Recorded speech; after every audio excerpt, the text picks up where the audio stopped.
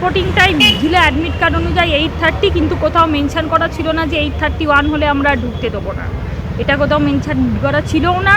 এবং ঢুকতে পারিনি মানে অনেক স্টুডেন্টই ছিল, ধরুন 15-16 জন 20 জন।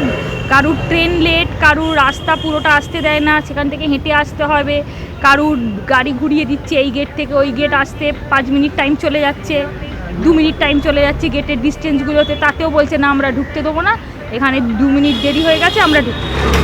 আমরা সিকিউরিটিদের অনেকবার রিকোয়েস্ট করলাম যে একটু গেটটা খুলে দিন, নালে একটু কথা বলিয়ে দিন আমাদেরকে ওনাদের সাথে, আপনারা একটু কথা বলুন, আমাদেরকে একটু কথা বলিয়ে দিন, যে যদি হয় আমরা রিকোয়েস্ট করি। ওনারা কিছুতেই রাজি নয়, কিছুতেই কোনো কিছু করতে ওনারা রাজি নয়। আমরা তো ঢুকতে পারলাম না, আমাদের তো এক্সাম ফিসটাও গেল, আমরা বসে পরীক্ষায় ফেল করতাম সেটা আলাদা, কিন্তু এটা তো পুরোপুরি অ্যাবসেন্ট হয়ে গেলাম। আজকে কিসের পরীক্ষা ছিল?